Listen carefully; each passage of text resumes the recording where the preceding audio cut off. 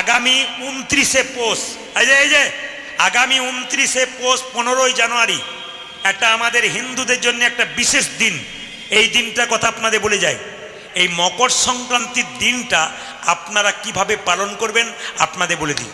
ওই দিন সূর্যদেব ধনু রাশি থেকে মকর রাশিতে প্রবেশ করে, ওই জন্য ওই দিনটার নাম হলো মকর সংক্রান্তি দিন। ওই দিন এদিকে ওই দিন কিন্তু আপনাদের মাথায় রাখতে হবে, ওই দিন কিন্তু আপনাদের মাথায় রাখতে হবে সংক্রান্তি 12 মাসে 12টা হয়। 12 মাসে শেষ মাস মানে সংক্রান্তি হয়। ওই দিন কিন্তু সূর্যদেব তার ছেলে শনির সঙ্গে দেখা করতে গিয়েছিল। সূর্যদেবের সঙ্গে শনির একবারে শত্রুতা ছিল, বাবা বেটার মেয়েরা, বাবা এবং ছেলে খুব শত্রুতা ছিল। ওই দিন কিন্তু দেখা করতে গিয়েছিল, দুজনের মিলন হয়েছিল। ওই দিনটাকে মহামিলনের উৎসব বলা হয়, পিতা পুত্রের। কেন? শনিদেবের সঙ্গে সূর্যদেবের দেখা হয়েছিল।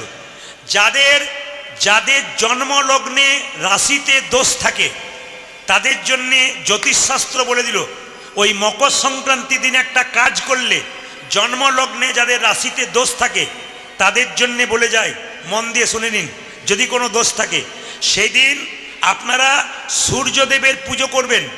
পুজো করে শনি দেবতা যাতে খুশি হয়, সেই শনি দেবতা যে জিনিস পেলে খুশি হয় সেই জিনিসগুলো যদি কাউকে দান করা যায় 2-4 জনকে, তাহলে আপনার ছেলের জন্মলগ্নের যে রাশির ত্রুটি থাকে, ভুল থাকে, সেগুলো কিন্তু কেটে যায়। ওই দিন কিন্তু স্বয়ং কৃষ্ণ গঙ্গার মধ্যে অবস্থান করে, ওই জন্য মা গঙ্গায় স্নান প্রত্যেকের দরকার। প্রশ্ন করবেন, প্রদীপবাবু সামনে গঙ্গা নাই, স্নান করব কি করে? যদি বাড়িতে জল আনা থাকে গঙ্গা জল, স্নান করার পর গঙ্গা জল 3 বার মাথায় ঠেকাবেন। যদি না থাকে আপনি জল স্নান করার পর গঙ্গা গঙ্গা বলে 3 বার ঠেকিয়ে নেবেন, আপনার গঙ্গা স্নানের সমতুল্য হয়, শাস্ত্র বলছে, আমি বলিনি। সবাই লক্ষ্য করবেন, ওই দিন কিন্তু আপনাদের মাথায় রাখতে হবে প্রত্যেকের বাড়িতে সকালবেলায় আলপনা দিতে হবে, আমের শখা টাঙাতে হবে, পারলে 2টো কলা গাছ দরজার সামনে দিলে ভালো হয়।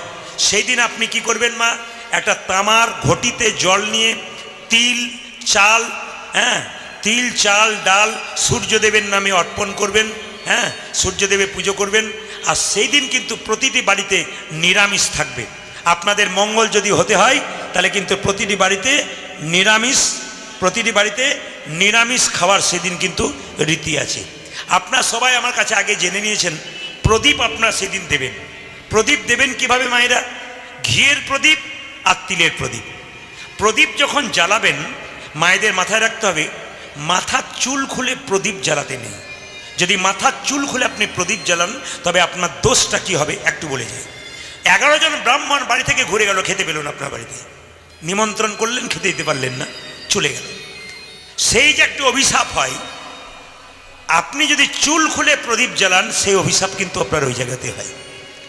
দ্বিতীয় বলে দিই, প্রদীপ যখন জ্বালাবেন, জ্বালাতে জ্বালাতে প্রদীপ যদি খুব সুন্দর জ্বলে তাহলে বুঝবেন আপনার বাড়িতে মঙ্গল একবারে সুন্দর হচ্ছে, কোনো অসুবিধা নেই, আধ্যাত্মিক চেতনা বাড়ছে, আপনার মঙ্গল আসছে, সুদিন আসছে।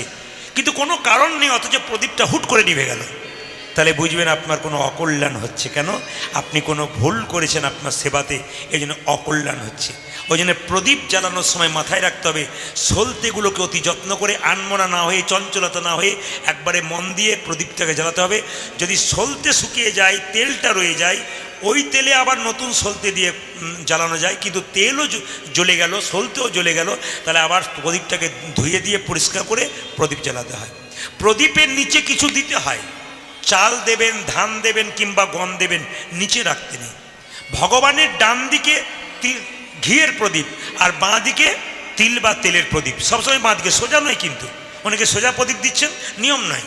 এই যে গৃহের কিছু কাজ আপনারা শিখছেন, এগুলো আপনাদের শিখতে হবে, কীর্তনের আসরে এসে আপনাদের জীবন ধন্য হবে।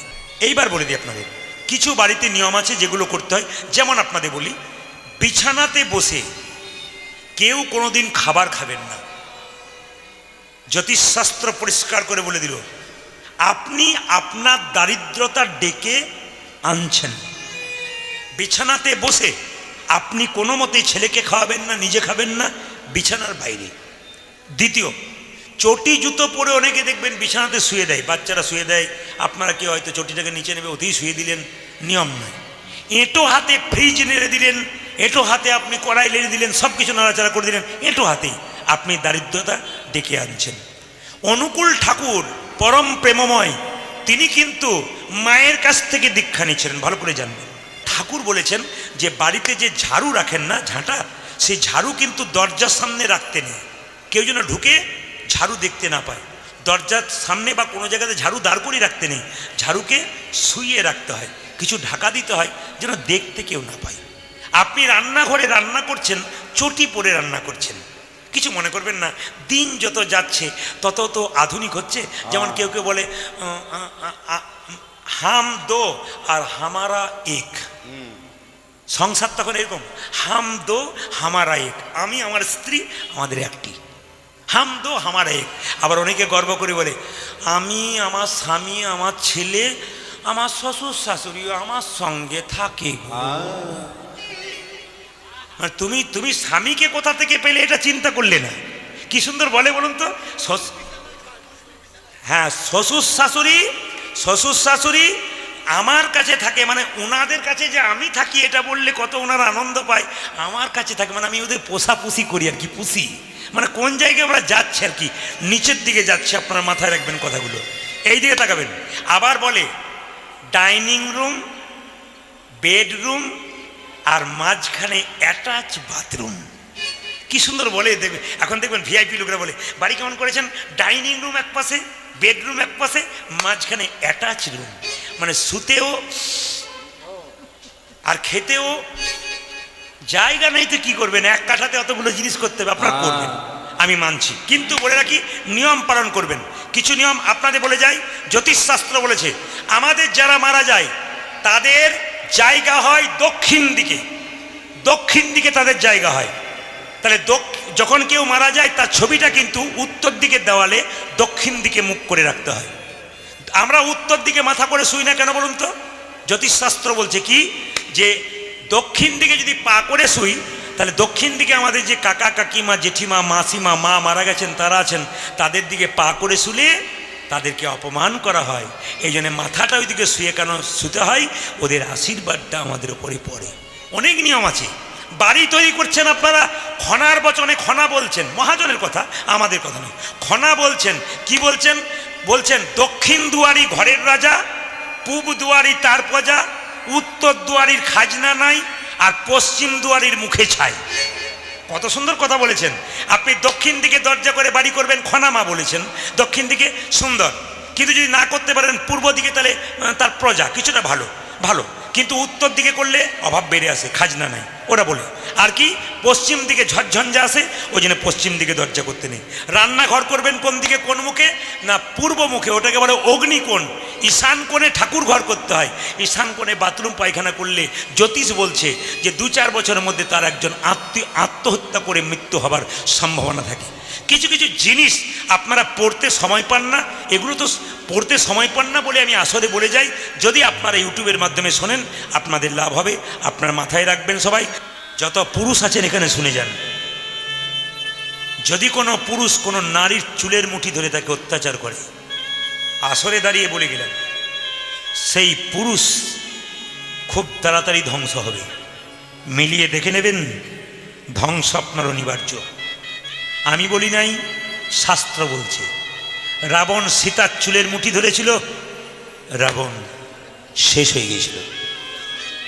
দুঃশাসন দ্রৌপদীর চুলের মুঠি ধরেছিল, দ্রৌপদীর জন্যে দুঃশাসন শেষ হয়ে গিয়েছিল। স্বামী স্ত্রী সম্পর্ক সংসারে থাকবে, দুটো হাঁড়ি পাশাপাশি থাকলে ঠোকাঠুকি একটু লাগতেই পারে, বিবাদ হতে পারে, সুবাদ থাকবে আস্তে। মায়েরা, যতই স্বামী স্ত্রীর সম্পর্কটা একটা সুন্দর কথা বলি, আমার জীবনে বহু দেখা, আমার জীবনে আমি প্রমাণ দেবো না, আমি যদি বলতে চাই না, সে যখন শুনবে সে বলবে আমার কথাটা বলেছে, মানে আমাকে দেখে বলেছে। আমি দেখেছি একজন স্বামী তার স্ত্রীকে অত্যাচার করেছে, অন্য স্ত্রীর সঙ্গে সম্পর্ক রেখেছে, নিজের স্ত্রীকে বারবার অত্যাচার করেছে। সেই স্বামীর ক্যান্সার, বিছানায় ছটফট করছে, যত জায়গায় নিয়ে যাবার স্ত্রী নিয়ে নিয়ে যাচ্ছে, তুলে তুলে পায়খানায় প্রস্রাবে নিয়ে যাচ্ছে, নিজের হাতে খাইয়ে দিচ্ছে। স্ত্রী যে কি জিনিস থাকার সময় বুঝবেন, বুঝবেন না, না থাকলে বুঝবেন। একজন স্ত্রীর ক্ষেত্রে একজন পুরুষও যে কত দামি এটা বুঝবেন। সংসারে আপনার ছেলে মেয়ে সবাই ত্যাগ করে চলে গেল, আপনার স্বামী যদি বেঁচে থাকে ভিক্ষা করে এনেও নিজে এক মুঠো দিয়ে আপনাকে এক মুঠো দেবে। হরি বল, হরি বল। এই সম্পর্কটা খুব গভীর সম্পর্ক, এটা খুব ভালো সম্পর্ক। এই সম্পর্কটা সামান্য খুঁটিনাটিতে নষ্ট করে দেবেন না। আমার বারবার নিবেদন রইল, স্বামী স্ত্রীর সম্পর্ক ভালো রাখুন। যার তার বাড়িতে খাবার খাবেন না, যার বাড়িতে খাবার খাবেন বিচার করে খাবেন লোকটার প্রকৃতিটা কেমন।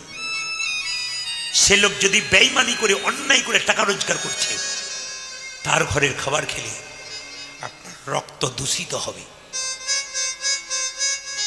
ও যেমন মনোভাবে হবে আপনার রক্ত তেমন হবে। আমি বলি নাই, প্রতিটি কথার পেছনে পেছনে বাস্তবের সঙ্গে শাস্ত্রের প্রমাণ দিয়ে দেব। দাদু ভীষ্ম 58 দিন কোথায় ছিল? সরসজ্জায়। দ্রৌপদীর এত প্রিয় মানুষ দাদু ভীষ্ম। দ্রৌপদীর কাপড় টানা হচ্ছে, ভীষ্ম দাদু হয়ে মাথাটা নিচু করে বসে আছে, আর দ্রৌপদী দাদুর দিকে কারো দিকে অভিমান নাই, দাদুর দিকে তাকাচ্ছে আর মনে মনে ভাবছে তোমার লজ্জা করে না? এত এত লোক দেখছে আমার কাপড় টানছে, তুমি প্রতিবাদ করতে পারছো না। তুমি না জ্ঞানী, তুমি না মহাপুরুষ, তুমি চুপ করে বসে আছো। দাদু ছি, তুমি চুপ করে বসে আছো। স্বামীর প্রতি অভিমান নাই, অভিমান ভীষ্মের প্রতি। ভীষ্ম যখন সরসজ্জায় ছিল তখন পঞ্চপাণ্ডবকে বলছে, ভালো ভালো জ্ঞানের কথা বলছে, খুব সুন্দর দামি দামি কথা বলছে। তখন দ্রৌপদী মুচকি মুচকি হাসছে। দ্রৌপদীর মুচকি হাসা দেখে দাদু ভীষ্ম বলছে, হাসছিস কেন? হাসছি তোমার কথা শুনে। বলে কেন? আজকের দামি দামি কথাগুলো সেই দিন কোথায় ছিল? যেদিন আমার কাপড় টানা হচ্ছিল সেদিন তুমি চুপচাপ দেখছিলে, আজকে ভালো ভালো কথা বলছো, তোমার লজ্জা লাগে না? আজকে তুমি ভালো কথা বলছো, আমার স্বামী পঞ্চপাণ্ডবকে তুমি ভালো শিক্ষা দিচ্ছ, আর সেই দিন কোথায় ছিল? প্রতিবাদ করতে পারো না তুমি। দাদু ভীষ্ম চোখের জল ফেলে বলেছিল, দ্রৌপদী তুই ঠিক বলেছিস, ওই দিন দুর্যোধনের পাপের অন্ন খেয়েছিলাম আমি, দুর্যোধনের পাপের অন্ন খেয়েছিলাম, এই জন্য পাপ রক্ত আমার তৈরি হয়েছে। অর্জুন আমার শরীরে তীর বিদ্ধ করে দিয়ে আমার শরীর থেকে দূষিত রক্তগুলো বের করে দিয়েছে, আমার মুখ থেকে ভালো কথা বেরোচ্ছে। দাদা ভাইরা, আপনাদের কাছে নিবেদন রইল, আজকে আমি সমাজে আসতে, যে যেখানে বসে আছেন শুনবেন, ক্যামেরা হচ্ছে, আজকে আমি সমাজে ভালো ভালো কথা বলি বলে কিছু কিছু ব্যক্তি আছে, খুব কম বয়সের ছেলে, কোনো কীর্তনীয় হোক, কেউ হোক বা অন্য কোনো লোক, এই কথাগুলো যখন বলি না, তখন আমাকে যাতে মুখ বন্ধ করানো যায়, আমার যাতে বদনাম করা যায়, তার জন্যে ওরা ছোট ছোট শর্ট ভিডিওতে কি ছাড়ে জানেন? ধরুন আমি এই কথাটা বলছি যে যার তার বাড়িতে খাবেন না, খেলে পাপ হবে। দেখুন প্রদীপ পাল কি বলছে, যার তার বাড়িতে খেলে খাবেন না, কিরকম কথা বলছে, আপনাদের কি শিক্ষা দিচ্ছে? এইটুকু মইটা কেটে গেছে, এইটুকু দিয়েছে। এরপরে যে আমি ভীষ্মের তত্ত্বটা দেখালাম, একবারে শাস্ত্রের মাপটা ওইটা কিন্তু দেখালো না। কেন? আমার যারা বিবাদী তারা ছোট করবার জন্যে শর্ট ভিডিওতে নানা রকম ছাড়ছে, আমি দেখছি, আপনারা দেখতে পাবেন। অপরাধ নেবেন না, ওইগুলোর দিকে তাকাবেন না, গোটা ভিডিওটা শুনে প্রতিবাদ করুন। যে গোটা ভিডিওটা আপনি না শুনে শর্ট কেটে ওই ছেলেগুলো কি করছে বলুন তো, 500, 5 লাখ 10 লাখ লোক দেখে দিচ্ছে, ওদের টাকা হয়ে যাচ্ছে, ব্যাস আপনি দেখছেন আমি দেখছি, হয়ে যাচ্ছে। এরকম ব্যাপার অনেক জায়গায় হচ্ছে। আপনাদের কাছে নিবেদন রইল, আমি যতগুলো কথা বলবো তার প্রমাণ দিয়ে দেবো। মায়েরা, যখনই দ্রৌপদীর বস্তন হচ্ছে, আমাদেরকে তাকান, যখনই দ্রৌপদীর বস্তন হচ্ছে তখন একটা কাপড় এক হাতে টেনেছে, এক হাতে ডাকছে। নারদ বলছে, কৃষ্ণ ভগবান, তোমাকে কে ভগবান বলবে? একজন অসহায় নারী তোমার নাম করে ডাকছে, কৃষ্ণ বস্ত্র দাও, ভগবান বস্ত্র দাও, আর তুমি চুপ করে দাঁড়িয়ে আছো, দিচ্ছ না কেন? কৃষ্ণ বলল, নারদ, দ্রৌপদীর পরীক্ষা নেবার জন্য আমি পরীক্ষা দেবার জন্য প্রস্তুত নই। বলে কেন? এক হাতে বস্ত্রটা ধরেছে, এক হাতে আমায় ডাকছে। ও যে দুহাত তুলে ডাকে না, আমি তার কাছে কোনোদিন যাই না। দ্রৌপদী যেই না চিৎকার করে বলেছে, যা কিছু আমার সকলই তোমার, সকলই তো আমার কেবল তুমি, আমার কেবল তুমি, জীবনে মরণে জনমে জনমে জনমে যে প্রাণনাথ হই তুমি, প্রাণনাথ হয় তুমি।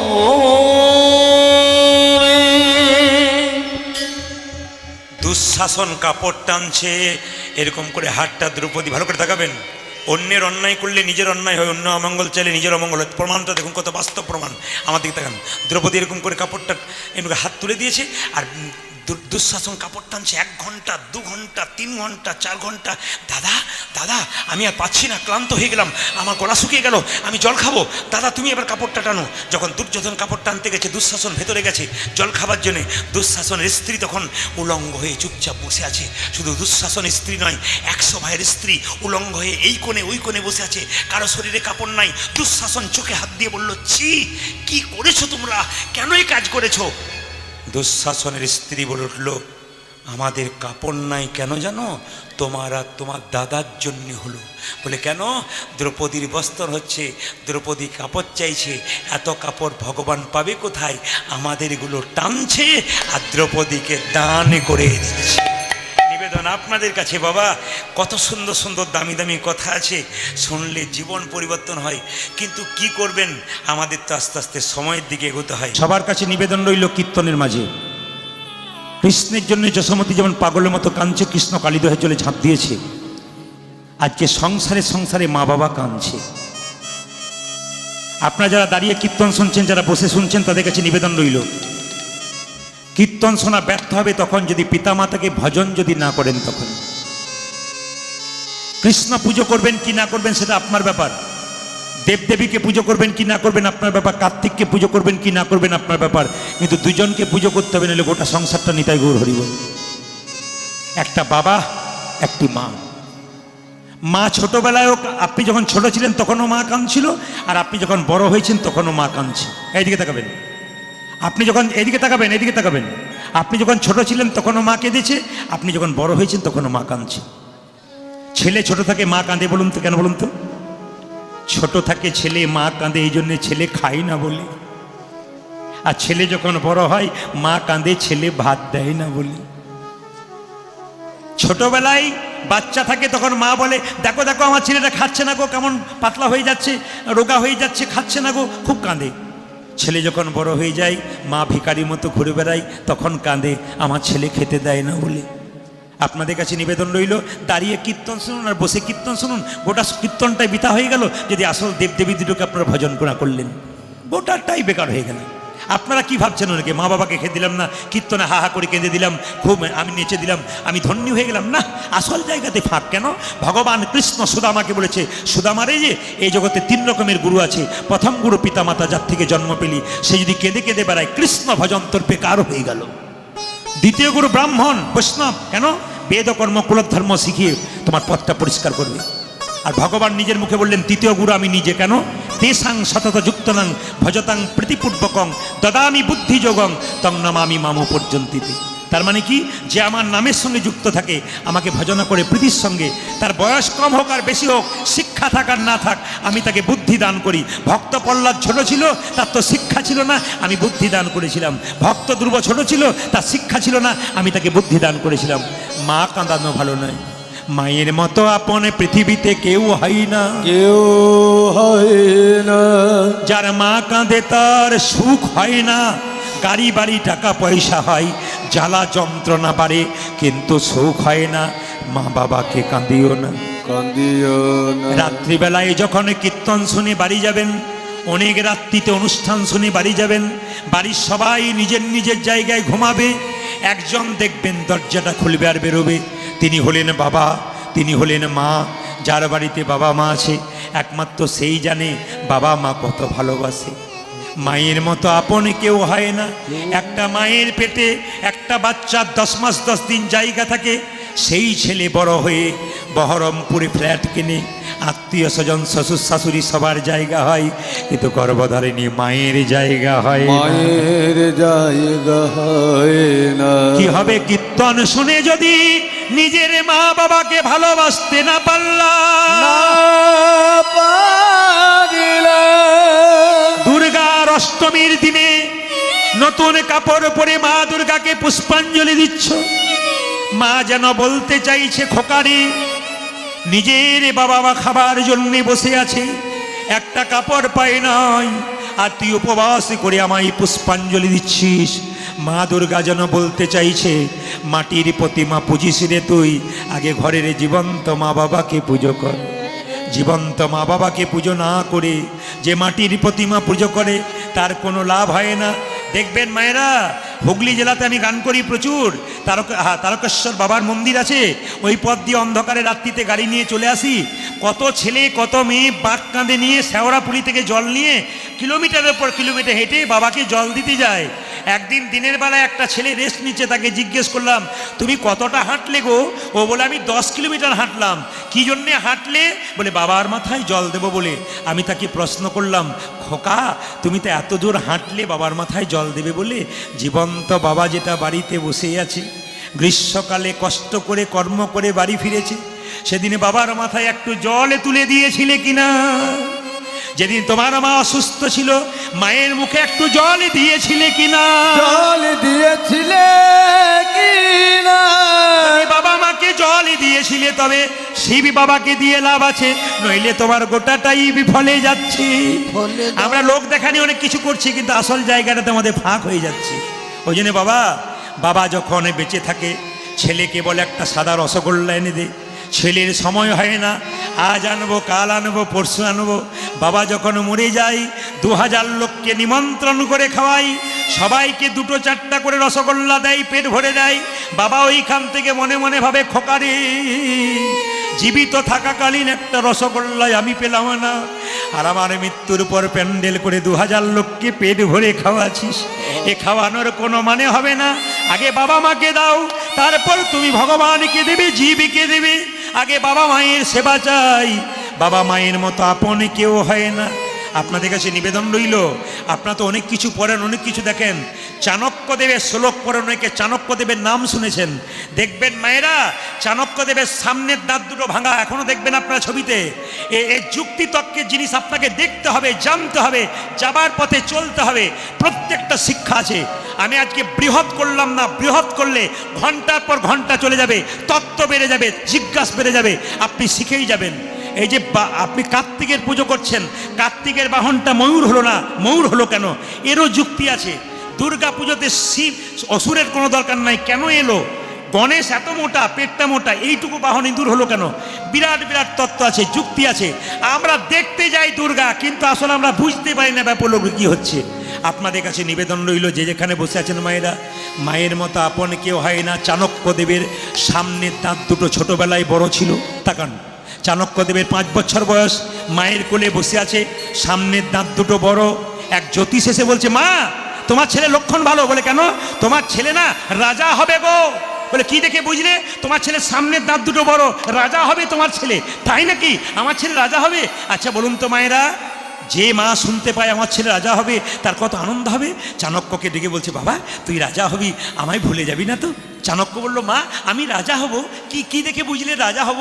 ওরে জ্যোতিষ বলল তোর দাঁত দুটো সামনের বড়, তুই রাজা হয়ে যাবি। ও রাজা হলে তোমাকে ভুলে যাব? ভুলেও তুই যেতে পারিস।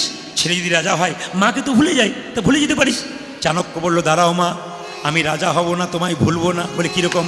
মায়ের কোল থেকে নামলো, একটা পাথর এনে নিজের বড় দাঁত দুটো ঠুকে ভেঙে দিল, গড় গড় করে রক্ত পড়ছে। চাণক্যদেবের মা বলল, এ তুই কি করলি? বোকার মতো দাঁত দুটো ভেঙে দিলি, হ্যাঁ, গড় গড় করে রক্ত পড়ছে। চাণক্যদেব বলল, মা গো, দাঁত দুটো বড় থাকলে আমি রাজা হব, রাজা হলে তোমায় ভুলে যাব। দাঁতগুলো ভেঙে দিলাম, আমি রাজা হব না, তোমায় আর কোনো দিনই নিতাই গৌর হরি বলে বলবো।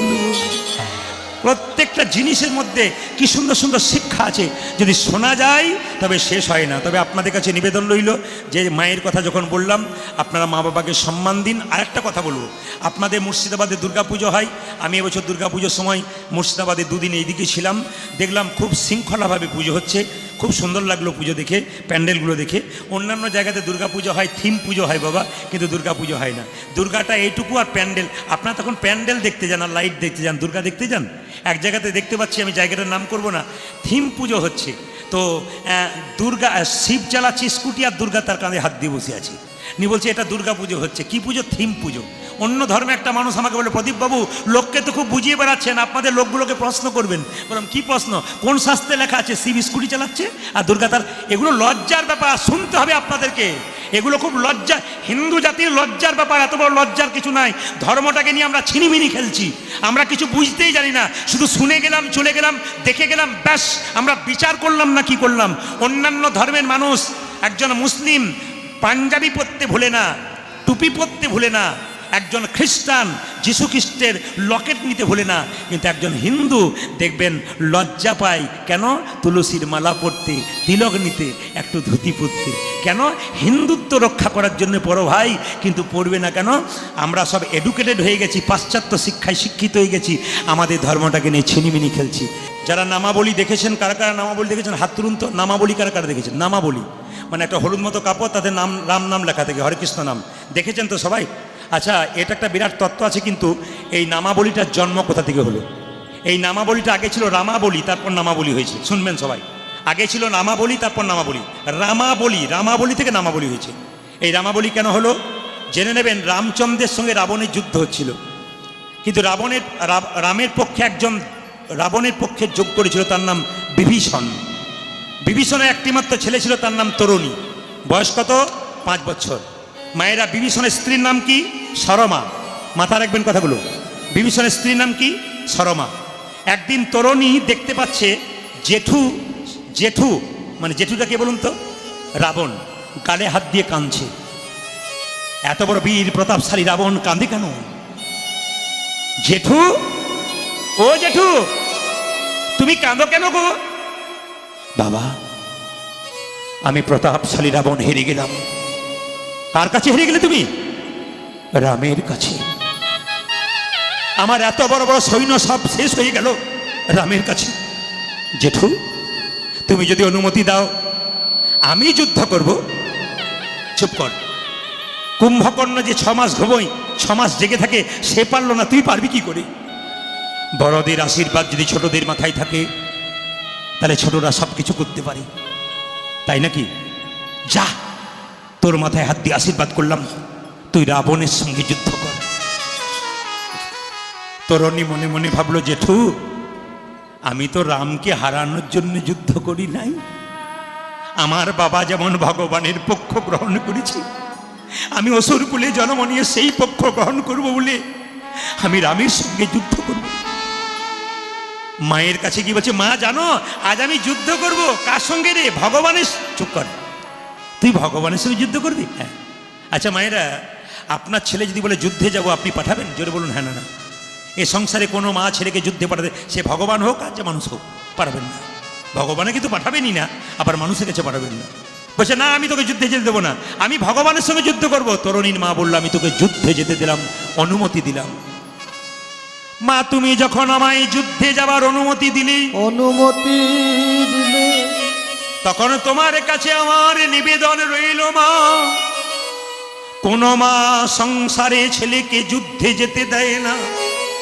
আমার একটা মাত্র নিবেদন রইল, মা হয়ে যুদ্ধে যাবার জন্যে আমাকে সাজিয়ে দাও।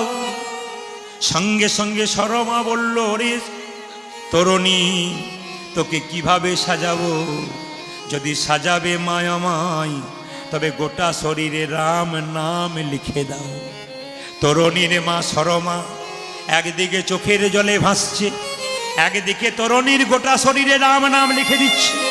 গোটা শরীরে যখন রাম নাম লিখে দিল, সঙ্গে সঙ্গে বলল, মা লিখে দিলে রাম নাম, আশীর্বাদ দাও যেন ভগবানের সঙ্গে যুদ্ধে যেতে পারি। সঙ্গে সঙ্গে সরমা সরমা কি করলো দেখুন, আপনারা মায়েরা যেটা পারবেন না, সরমা হলুদ কাপড় পরেছিল, মা হলুদ কাপড়, ওই হলুদ কাপড়টা টুকরো করে কেটে তরণীর মাথাতে বেঁধে দিল। ওরে তরণী রে, ওরে তরণী রে, এই দেখ তোর মাথায় আমি আমার ছিন্ন কাপড় বেঁধে দিলাম তোর মাথায়, এই কাপড়টা তুই কোনো মতে খুলবি না, এটা তোর মায়ের আশীর্বাদ। তরুণী যখন মাথায় মায়ের কাপড়টা হলুদ কাপড়টা বেঁধে যুদ্ধে যাচ্ছে, রাবণের কাছে গিয়ে বলছে, জেঠু আর একবার প্রণাম করে নি, এবার কি করেছিস তুই? গোটা শরীরে রাম নাম, তুই আমার শত্রু না, তুই আমার ভাইপো, চা। তরুণী বলল, জেঠু তুমি রেগে গেছো, আমি রাম নাম কেন লিখেছি তুমি বুঝতেই পারলে না? আমার শরীরে রাম নাম লেখা থাকবে, রামের সঙ্গে যুদ্ধ করতে যাব, আমার শরীরে রাম নাম দেখে সে যুদ্ধ করবে না আর আমি জিতে যাব? রাবণ বলছে, এই না হলে আমার ভাইপো, হ্যাঁ তুই রাম নাম লিখে দিয়েছিস, তোকে দেখে আর যুদ্ধ করবে না, তুই জিতে যাবি? হ্যাঁ, আসলে ভেতরের তত্ত্ব বলছে, না না, আমি যে রাম নাম বলে নিজের প্রাণ ভগবানের চরণে দিয়ে দেবো। ছোট্ট ছেলেটা মনোভাব নিয়ে গেছে, যুদ্ধক্ষেত্রে গিয়ে দেখতে পাচ্ছে রামচন্দ্রের পাশে বিভীষণ দাঁড়িয়ে আছে, তরুণীর বাবা। একবারও বলছেন ওটা আমার ছেলে। তরুণী বলল, প্রভু রাম রাম রাম, প্রভু রাম রাম রাম। রামচন্দ্র জিজ্ঞেস করছে, বিভীষণ রাক্ষস কুলে তুমি তো আমার ভক্ত, আমার পাশে এসেছো, এই ছেলেটাকে কে যুদ্ধ করতে এসেছে?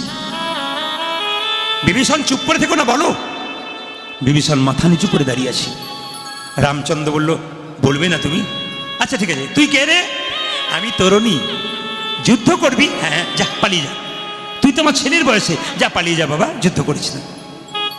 তরুণী বলল, প্রভু রাম,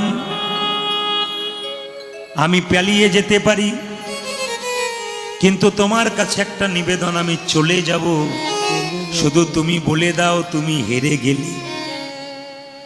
তুমি যদি বলে দাও তুমি হেরে গেলে, আমি চলে যাব, আমার জেঠু খুব খুশি হবে।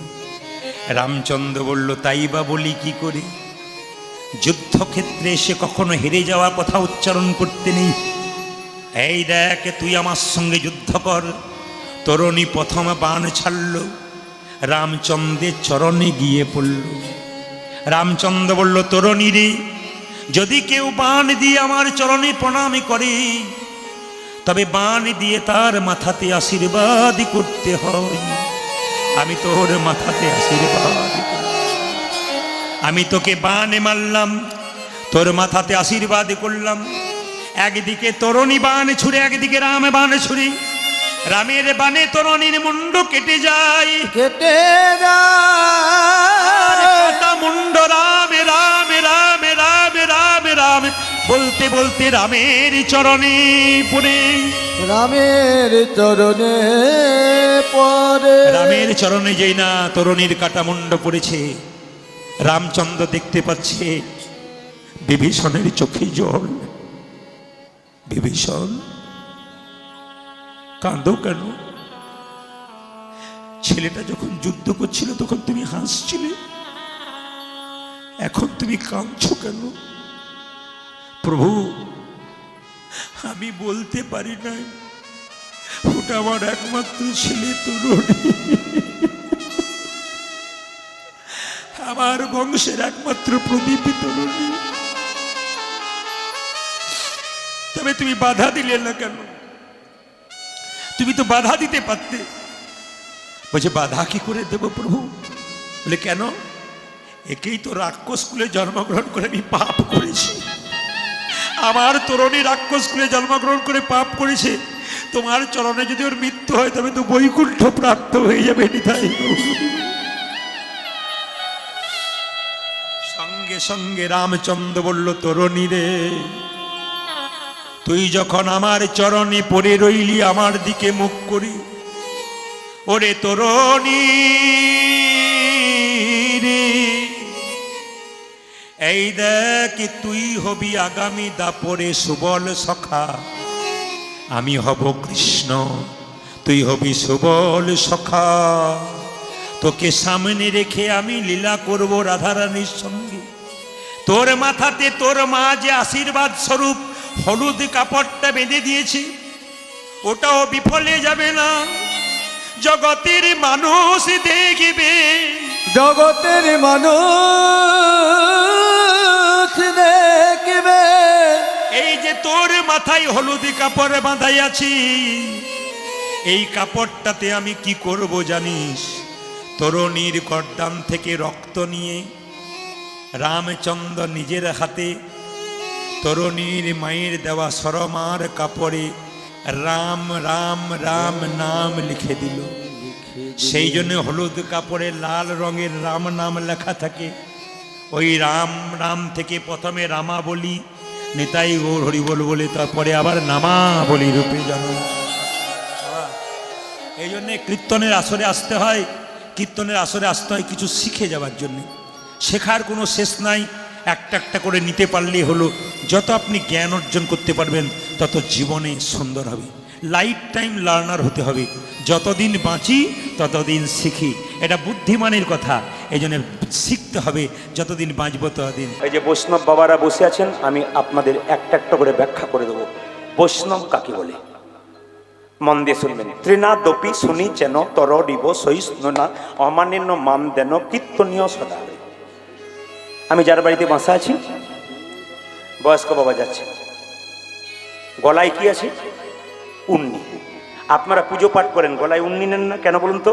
উন্নি নেওয়া মানে কি? আমার দিকে দেখান। উন্নি নেওয়া মানে কি? বিনয়ী ভাব।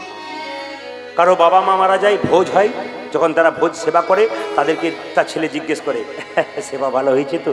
যদি খাবারে নুনও হয়ে যায় কি বলবে? না না না, খুব ভালো হয়েছে। তার মানে আপনার বিনয়ী ভাবের জন্য কিন্তু মাফ হয়ে যায়। এখন লক্ষ্য করুন বৈষ্ণবের স্বভাব কি। উনি যাচ্ছেন আমার কাছে বারবার, প্রণাম জানাচ্ছেন, নমস্কার জানাচ্ছেন, কিন্তু গলায় কাপড়টা আছে। বয়স্ক মানুষ প্রণাম নেওয়া স্বভাব নয় আমার। বয়স্ক যারা আছেন, আমি বারবার বলবো, আমার বয়স 47+। যারা হয়তো জানেন না, ইউটিউবে দেখে 66, 65, 55 বলে 47। 47-এর পরে যারা আসবেন তারা আমায় প্রণাম করবেন। 47-এর আগে যারা আসবেন তারা আমায় প্রণাম করবেন। বড়দের প্রণাম নেওয়া স্বভাব নয়, আপনারা করবেন না। দূর থেকে করবেন, নমস্কার করবেন, আমি মানলাম। সবাই লক্ষ্য করবেন। ত্রিনাদপি শুনিচন, বৈষ্ণবের স্বভাব দাদা ভাইরা জেনে নিন, ঘাসের চাইতেও নিচ। ঘাসের ওপরে পা দেবেন, ঘাস মাথা নিচু করবে, পা সরাবেন, আবার উঁচু হবে। কিন্তু বৈষ্ণবকে ওই যে হাজার কথা বলবেন, ওই যে মাথা নিচু করে চলে যাবে আর উঠবে না, ইনি বৈষ্ণব। আপনি চিনবেন কি করে বৈষ্ণব? এই বৈষ্ণব চেনার তত্ত্ব দিয়ে দিয়েছে যে আপনি হাজার গালাগাল দিয়ে দেবেন, পরীক্ষা করে দেখবেন একটা উত্তর দেবেন আর মাথাটা নিচু করে চলে যাবে। আর কি তররিব সহিষ্ণু না, মানে বড় গাছকে যখন কাটবেন, গাছ যতক্ষণ না মাটিতে পড়ছে ততক্ষণ ফল দান করছে, ছায়া দান করছে। বৈষ্ণবকে হাজার কথা বলুন, হাজার গালাগালি দেন, হাজার আঘাত করুন, তবু আপনাকে নাম দিয়ে দেয়। নদী জল দেয় নিজের জন্য নয়, জগতের জন্য। গাছ ফল দেয় নিজের জন্য নয়, জগতের জন্যে। বৈষ্ণব নাম দেয় শুধু নিজের মঙ্গলের জন্য নয়, জগৎ জীবের মঙ্গলের। হরি বল হরি বল হরি বল। আর কি বাবা? অমানেন মান দেন। যারা আমরা কাকে মান দিই না, বৈষ্ণবটাকে মান দেবে। কিরকম মান দেবে? আপনাদের রাস্তা দিয়ে পেরিয়ে যাচ্ছেন, একজন কুষ্ঠব্যাধি লোক ছটফট ছটফট করছে, আপনি আমি গেলাম, নাকে কাপড় চাপা দিয়ে চলে গেলাম, যিনি পরম বৈষ্ণব তিনি বলবে, তোর রোগ ভালো হয় নাই, এক কাজ কর, আমার সঙ্গে কোলে কোল দিয়ে একবার হরিবোল বল, তোর দেহ রোগ তো দূর হবে, তার সঙ্গে তোর ভবরোগ পর্যন্ত দূর। শুধু দেহ রোগ নয়, তোর ভবরোগ পর্যন্ত দূর হয়ে যাবে যদি আমার সঙ্গে আবার কোলে কোল দিয়ে হরিবোল বলিস। আর কি বাবা? 5টা লক্ষণ থাকবে বৈষ্ণবের। কি কি? তিলক, তুলসী মালা, শিখা ও কৌপিন, বহির্ভাসে হরিনাম, মুখে নিষিদিন, তিনি বৈষ্ণব। আর বৈষ্ণব কাকে বলে একটু প্রমাণ দিয়ে দিই, খুব বাস্তব প্রমাণ। মায়েরা এইদিকে তাকাবেন। আপনাদের দাদা ভাইরা জানেন আমি কোথায়, আপনাদের গরুর হাট আছে, দেখবেন গরুর হাটে মায়েরা বাবারা যখন দাদা ভাইরা গাভী কিনতে যান বাছুর সহ, তারা গাভীটাকে দড়ি দিয়ে টানছেন, ও আসছে না, কিন্তু আসার পথ আছে কি? বাছুরটাকে কোলে করে এগিয়ে যান, গাভীকে ডাকতে হবে না, ও পেছন পেছন চলে আসবে। ঠিক সেরকম বৈষ্ণবের চরণ ধরে এগিয়ে যান, ভগবানকে ডাকতে হবে না, ভগবান বৈষ্ণবের পেছন পেছন নেতাই। আর বৈষ্ণব কাকে বলে বাবা? শুনবেন, তত্ত্বগুলো শুনবেন, তত্ত্বের উজার ঝাড় ঝরঝর করে বলে যাব, এক্সপ্রেসের মতো খালি নিতে হবে। আমার গুরুদেব বলল, গরু যখন ঘাস খায় খুব তাড়াতাড়ি খায়, কিন্তু আস্তে আস্তে জাবর কাটে। অনেক কথা শুনে নেবেন, 50টা কথা শুনবেন, 5টা কথা মনে রাখবেন, আপনার জীবন সুন্দর হবে।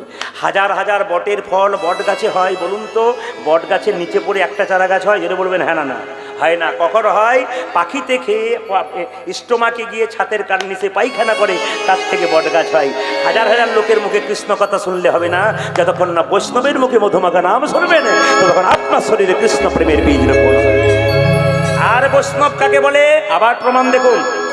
আর বৈষ্ণব কাকে বলে প্রমাণ দেখুন। একটা প্রমাণ, একটা বিএ পাস করা মেয়ে 3 তলার ছাতের উপরে দাঁড়িয়েছে। একজন বৈষ্ণব ন্যাড়া মাথা গঙ্গা থেকে স্নান করে ফিরছে। মেয়েটা কি করছে দেখুন, বৈষ্ণবটাকে তাক করে, আসলে বৈষ্ণবের ন্যাড়া মাথা তো শেখা থাকে, তো গঙ্গা স্নান করে ফিরছে। আর কলেজে পড়া মেয়েটা ওই 3 তলার উপর থেকে বৈষ্ণবের মাথাটাকে তাক করে, এ বৈষ্ণব, যেই না বৈষ্ণবের মাথায় থুতুটা ফেলেছে, থুতু ফেলে দিলি মা, ঠিক আছে বাবা, ঠিক আছে, আমি আবার স্নান করে আসছি। কিন্তু আমাদের মতো লোককে যদি একবার থুতু ফেলে, একবার নেমে আয়, তারপর তোকে দেখাচ্ছে মজা, তুই কে বলিস। কিন্তু যিনি পরম বৈষ্ণবের স্বভাব দেখুন, থুতু ফেলে দিলি, আবার গঙ্গা স্নান করে ফিরছে, আবার মেয়েটি বলে, এ বৈষ্ণব, আশ্চর্য মা, তুই আবার থুতু ফেলে দিলি, আচ্ছা বাবা ঠিক আছে, আমি গঙ্গা স্নান। বৈষ্ণবের স্বভাবগুলো লক্ষ্য করুন, এই হলো বৈষ্ণব, বাকি কিন্তু নয়। চিনতে হবে বৈষ্ণব আপনাকে। আপনি পরীক্ষা করে দেখবেন, জলের মধ্যে ব্লিচিং পাউডার ফেলে দেখবেন দূষিত আছে না অদূষিত আছে। আপনাকে জানতে হবে দূষিত আছে না শুদ্ধ আছে, আপনাকে পরীক্ষা করে দেখতে হবে। আপনি গুরু করবেন, তাও পরীক্ষা করে দেখতে হবে। রামকৃষ্ণদেব বলেছে, যাকে তাকে গুরু করা যায় না। আপনার বাবা যে গুরু মন্ত্র নিয়েছে যার কাছ থেকে, তিনি ভালো গুরু ছিলেন, তার ছেলে আবার মদ খেয়ে ঘুরে বেড়ায়, তার কাছে মন্ত্র নিয়ে আপনি নরকে যাবেন। গুরু বাঁচতে হবে। আপনার ছেলেকে পড়াশোনা করাবেন, ভালো স্কুলে পড়াশোনা করবেন, রেজাল্ট ভালো করবে। খারাপ স্কুলে পড়াশোনা, রেজাল্ট খারাপ হবে। আপনি ভালো গুরু করবেন, জীবন সুন্দর হবে। আপনি খারাপ গুরু করবেন, আপনার জীবন নোংরামি হয়ে যাবে। এগুলো আপনাদের মাথায় রাখতে হবে, তবে আপনাদের জীবন সুন্দর হবে। যে যেখানে আছেন, বৈষ্ণব এখন 10 বার গঙ্গা স্নান করেছে, 10 বার থুতু ফেলেছে, 11 বার স্নান করে আসছে। আবার যখন থুতু ফেলতে যাচ্ছে, তখন মেয়েটির বাবা চিৎকার করে বলছে, নেমে আয়, নেমে আয়। কি হলো? নেমে আয়, বৈষ্ণবের পা ধরে ক্ষমা চা, লজ্জা করা উচিত, বৈষ্ণব মাথায় থুতু ফেলছিস। মেয়েটি চিৎকার করে বললো, বাবা বৈষ্ণব প্রতিবাদ করে না, তাই মজা লাগছিল আমার, আমি আবার থুতু ফেলে দিতাম। ছি, তুই যে একটা বিয়ে করা পাস করা মেয়ে, তোর লজ্জা লাগা উচিত। তুই বৈষ্ণবের মাথায় থুতু ফেলছিস, আমাকে বাবা বলতে তুই ঘৃণা করবি, বাবা বলবি না, আমার তোর মেয়ে বলতে ঘৃণা করছে আমার। ছি, তোর লজ্জা লাগা উচিত। বৈষ্ণব বলছে, বাবা আপনার মেয়েকে আপনি বকাবকি করবেন না। দেখুন কত সুন্দর কথা, আপনার মেয়েকে বকাবকি করবেন না। কেন? আপনার মেয়ের জন্য আমার একটা লাভ হয়ে গেল। কি লাভ? আমি শাস্ত্রে শুনেছি, একবার গঙ্গা স্নান করলে 1 জন্মের পাপ দূর হয়। আপনার মেয়ে আমার মাথায় 10 বার থুতু ফেলেছে, আমি 10 বার গঙ্গা স্নান করেছি। আমার জন্ম জন্মান্তরে যত পাপ আছে, সব পাপ নেতাই। আমি আপনাদের একটা কথা, প্রদীপ বলে নিবেদন রইল, বাঁচতে এসছেন কদিন ভাই, আজকে আছেন কালকে নাই। কিসের অহংকার করবেন? প্রেম ভালোবাসা দিন, বৈষ্ণব সেবা করান, হরিনাম করান, জীবন সুন্দর হবে। আপনি ভালো বাবা হবেন, ভালো বাচ্চা জন্ম দেবেন। আপনি ভালো মা হবেন, ভালো বাচ্চা জন্ম দেবেন। আসলে দাদা ভাইয়েরা চাকরি করে, ব্যবসা করে, তারা দিন টাকার জন্য বাইরে ঘুরে বেড়ায়, দরকার আছে, কিন্তু মায়েদের কর্তব্য অনেক বেশি আছে। কেন বলুন তো? এপিজে আব্দুল কালাম বলেছে, একজন মা হলো 100টা স্কুলের সমান, একজন বাবা 100টা শিক্ষকের সমান। যখন দেখবেন বাঘিনীরা বাচ্চাকে সাঁতার শেখায়, আগে বাচ্চাগুলো জলে নামে না, আগে বাঘিনী নেমে যায়, তারপর বাচ্চা নামে। আপনারা ধর্মের পথে না নামলে আপনার বাচ্চা কোনোদিন ধর্মের পথে নামবে না। ওই জন্য মায়েরা, আপনাদের দায়িত্ব সবচাইতে বেশি আছে, বাবাদের দায়িত্ব সবচাইতে বেশি আছে। আমি একটা প্রমাণ দিয়ে চপাল গোপালের দিকে চলে যাব, মন দিয়ে শুনবেন। চাণক্য পণ্ডিত বললেন, রামকৃষ্ণদেব বললেন, বাচ্চা হলো কাঁচা বাঁশের মতো, যেদিকে বাঁকাবে সেদিকে বাঁকবে, বাচ্চাকে মানুষ করো ভাই। কেন? বাচ্চাকে হরিবোল বলতে শেখাও, ছোট থেকে বলো। কোনো বৈষ্ণব দেখলে, কোনো ভক্ত দেখলে, আমি প্রায় বাড়িতে যাই, তখন বলে, বাবা একবার জয় নিতাই করে দাও তো। তখন ছোটো বাচ্চা জয় নিতাই, তার মানে কি? ছোট টিয়া পাখিকে যেমন বলি বলানো হয়, বাচ্চাকে যেমন শেখাবে সেরকম শেখাবে। আর বাচ্চাকে হাতে মোবাইল দেবেন তো বাচ্চাকে আপনি নষ্ট করে দেবেন, জঘন্য করে দেবেন। ওই বাচ্চা কার্টুন দেখতে দেখতে কার্টুন তৈরি হয়ে যাবে, একদিন দেখবেন আপনি সর্বনাশের জায়গায় পৌঁছাবেন। বাচ্চাকে মানুষ করুন সংসারে, একমাত্র বাচ্চাই হলো হিন্দু সনাতন ধর্মের ভবিষ্যৎ। কৃষ্ণ ভক্ত তৈরি করুন, আমাদের হিন্দু সনাতন ধর্ম বেঁচে থাকবে যুগ যুগ ধরে। মহাপ্রভুর বাণী যুগ যুগ ধরে বেঁচে থাকবে, বৈষ্ণবের শর্ত যুগ যুগ ধরে বেঁচে থাকবে। আমি আপনাদের বলে দিয়ে যাই মায়েরা, চাণক্য পণ্ডিত বলল বাচ্চাদের 5 বছর পর্যন্ত কোনো দোষ ধরবে না। যাদের নাতি হয়েছে নাতনি হয়েছে, যারা বাবা হয়েছেন মন দিয়ে শুনুন, 5 বছর পর্যন্ত বাচ্চার দোষ ধরবে না, খেলবে পড়বে ভাঙবে কিচ্ছু বলবে না। কিন্তু 5 থেকে 15 পর্যন্ত ছেলে মেয়েকে শাসনের চোখে রাখবেন দাদা ভাইরা, নইলে ছেলে মেয়ে বিগড়ে যাবে। কিন্তু বারবার বলা হলো চাণক্য পণ্ডিতের কথা, কি বলল, যে যদি ছেলে মেয়ের 5 থেকে 15 বছর বয়স তখন কিন্তু শাসনের চোখে রাখবেন। কিন্তু যখনই ছেলে মেয়ের বয়স 16 পেরিয়ে গেল, বাবা মা সবাই শুনে রাখুন, পুত্রা মিত্রা বদাচলে, তার মানে কি, ছেলে মেয়ে বাবার সঙ্গে বন্ধুর মতো ব্যবহার করবে। বাবা মা ছেলে মেয়ের সঙ্গে বন্ধু, যত মেয়ে বড় হবে 16 বছর হয়ে গেল তখন মেয়ের সঙ্গে মনের কথা খুলে বলবেন, শেয়ার করবেন, বাবা বন্ধু হয়ে যাবে, মেয়ে খারাপ কাজ করবে না। আর যদি বলে মেয়ে মেয়ের মতো থাক, ছেলে ছেলের মতো থাক, আপনি সাইড কাটবেন তো ছেলে নষ্ট হয়ে যাবে। ওই জন্য চাণক্যের কথা শুনে রাখুন। আপনারা যারা ইস্কন মন্দিরে গেছেন, শিল প্রভুপাদের কথা শুনেছেন তো? শিল প্রভুপাদের মূর্তি দেখেছেন? যদি বলুন হ্যাঁ না না। ওই শিল প্রভুপাদের বাবা চাকরি করতো কলকাতায়, তো ছোট্ট ছিল শিল প্রভুপাদ, এইটুকু বাচ্চা, তার বাবা কি চেষ্টা দেখুন, চাকরি করতো, 10টা অফিস যেত, 10টার সময় স্নান করতো, 11টা অফিস যেত। এখন লক্ষ্য করুন 9টা পর্যন্ত দরজায় বসে থাকতো। কেন? কোনো বৈষ্ণব দেখলেই বলতো একবার আসুন, একবার আসুন, কি হয়েছে বলবেন তো, আরে একবার আসুন না, কি হয়েছে বলবেন তো, এ খোকা এদিকে আয়, প্রণাম কর প্রণাম কর। শিল প্রভুপাদকে প্রণাম করা তো বৈষ্ণবের চরণে নিয়ে শিল প্রভুপাদের বাবা বলতো, আমার ছেলের মাথায় একটু হাত দিয়ে বলে দিন যেন রাধারানীর কৃপা হয়, যেন কৃষ্ণের কৃপা হয়, আমার ছেলে যেন কৃষ্ণ ভক্ত হয়, একটু বলুন যেন কৃষ্ণ। কত বৈষ্ণব আশীর্বাদ করেছি বাবার আকুল চেষ্টার জন্যে। আজকে শিল প্রভুপাদ বিশ্বের ইতিহাসে নাম রেখেছি। কেন? বাবার জন্য। আপনি বাবা হয়েছেন, আপনার চেষ্টা থাকবে। আমার খুব এখন ভালো লাগে কীর্তন শোনার পর, আমি যেখানে যাই, 25-26 বছরে বাবা হয়েছে, ছোট্ট বাচ্চাটাকে কোলে নিয়ে এসে বলে, একবার মাথায় হাত দিয়ে বলে দিন আমি যা করেছি আমার এই বাচ্চারা যেন কৃষ্ণ ভক্ত হয়। আমি তখন মনে মনে ভাবি জিতে গেলাম আমি। কেন? আজকে 25 বছর 28 বছরের ছেলেরা বিয়ে করার পর বাচ্চাগুলোকে কোলে করে নিয়ে এসে বলছে, একবার আশীর্বাদ করে দিন আমার ছেলে মেয়ে যেন কৃষ্ণ ভক্ত হয়। আমি কিছু করতে পারি না, আমার ছেলে মেয়ে যেন হতে পারে। এইটাই তো চাওয়ার দরকার আছে। হিরণ্যকশিপু ভক্ত প্রহ্লাদের বাবা যুগ যুগ ধরে অন্যায় করলো, কিন্তু তার ছেলে ভক্ত প্রহ্লাদ কৃষ্ণ ভক্ত হলো। কেন? মায়ের জন্য। কয়াধুর গর্ভে যখন ভক্ত প্রহ্লাদ ছিল মা, তখন কয়াধু কি করেছিল? বৈষ্ণবের চরণ সেবা করেছিল, নারদের চরণ সেবা করেছিল। পেটে বাচ্চা থাকলে বৈষ্ণবের উচ্ছিষ্ট প্রসাদ খেতে হয়। কিন্তু একটা কথা বলি, বৈষ্ণবের কাছ থেকে যখন উচ্ছিষ্ট প্রসাদ আপনি খাবেন, শাস্ত্রে কিন্তু নিয়ে লেখা আছে বৈষ্ণবের উচ্ছিষ্ট প্রসাদ খেতে হয়, কিন্তু কখন? যখন বৈষ্ণব প্রসাদ পাবে তখন চাইবেন না। যদি চান তাহলে আপনি অপরাধের ভাগী হয়ে গেলেন। বৈষ্ণব যখন প্রসাদ পাবে তখন আপনারা কেউ চাইবেন না। যখন ওনার প্রসাদ পাওয়া শেষ হয়ে যাবে তখন চাইবেন, এটা কিন্তু নিয়ম। বাকি কিন্তু যদি উনি পাচ্ছে না সেই সময় আপনি চাইছেন, তা বললে হবে না, তখন কিন্তু অপরাধ হয়ে যায়। ওনার পরে উচ্ছিষ্ট প্রসাদ খাওয়া নিয়ম আছে। তাই আপনার ছেলেকে আপনি ভালোভাবে মানুষ করুন। চাপাল গোপাল রাত্রিবেলায় বাড়ি যখন চলে গেল, তখন তার স্ত্রী চিৎকার করে বলল, স্বামী! মায়েরা, স্ত্রীর কর্তব্য কি বলুন তো? স্বামীর যদি অসুখ হয় ডাক্তার দেখানো। তখনকার দিনে ডাক্তার ছিল না, কবিরাজ ছিল। পাশের গ্রামে রাত্রির অন্ধকারে গেল, কবিরাজ কাকা, কবিরাজ কাকা, কি হলো রে নিস্তারিণী? কাকা, আমার তোমাদের জামাইয়ের কেমন হয়ে গেছে গো, গোটা শরীর ফেটে যাচ্ছে, রক্ত পুঁজ, একবার দেখবি চলো। কবিরাজ কাকা যখন ব্যাগটাকে হাতে নিয়ে এলো, চিৎকার করে বলল, কই দেখি দেখি দেখি। হ্যাঁ নিস্তারিণী, আমাদের জামাইয়ের যে বিপদ হয়ে গেছে রে। বলে কি? কুষ্ঠ হয়ে গেছে মা, কুষ্ঠ হয়ে গেছে। বলে হ্যাঁ, সারবে না? বলছে না, একমাত্র সারতে পারে একটি জায়গাতে। কোথায়? কোনো কবিরাজি ওষুধে নয়, কোনো ডাক্তারি ওষুধে নয়, ভগবানের মন্দিরে গিয়ে তুই একটা কাজ কর। কি? ছোট 2 ফোঁটা আখির জল হ্যালো গো চরণ, ছোট দুঃখ আঁকি